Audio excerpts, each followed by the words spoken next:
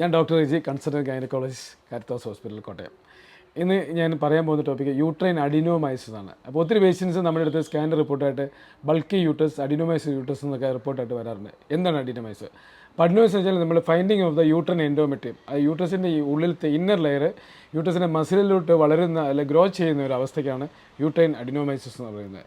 അപ്പോൾ ഇതുണ്ടാകുകയാണെങ്കിൽ നമ്മുടെ യൂട്ടസിൻ്റെ വലിപ്പം കൂടും. അപ്പോൾ നമ്മൾ പ്രഗ്നൻസിയിൽ ഒരു 8 വീക്സ് 12 വീക്സ് എന്നൊക്കെ പറഞ്ഞ അവസ്ഥകളിലാണ് യൂട്ടസിൻ്റെ സൈസ് നമ്മൾ പറയുന്നത്.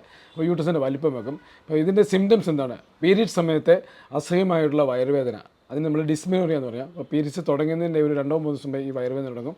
പീരീഡ്സ് ഈ പെയിൻ മാക്സിമം പീക്കാവും. പിന്നെ അതിശക്തമായ ബ്ലീഡിങ്, വേദനയോടൊപ്പം തന്നെ അതിശക്തമായ ബ്ലീഡിങ്ങും, ചിലപ്പം മെൻസസിൻ്റെ ആർത്തവത്തിൻ്റെ ചിലപ്പോൾ ദിവസങ്ങൾ ചിലപ്പോൾ കൂടും, ഭയങ്കരമായിട്ടുള്ള ബ്ലീഡിങ്. ഇതാണ് ഈ മെയിനായിട്ടുള്ള സിംറ്റംസ്. പിന്നെ ഈ പീരീഡ്സ് വരുമ്പോഴത്തേക്കും ഒരുമാതിരി ബാക്ക് പെയിൻ, ഒരു ബ്ലോട്ടിങ് അപ്പിയറൻസ്, ഒരു യൂറിനറി സിംറ്റംസ്, ഇതെല്ലാം അഡിനോമൈസിസിൻ്റെ ഒരു ലക്ഷണങ്ങളാണ്. അഡിനോമൈസിൻ്റെ ലക്ഷണം കണ്ടാൽ നിങ്ങൾ ഉടനെ തന്നെ ഡോക്ടറെ പോയി കണ്ട് അതിൻ്റെ ട്രീറ്റ്മെൻറ്റ് തേടേണ്ടതാണ്.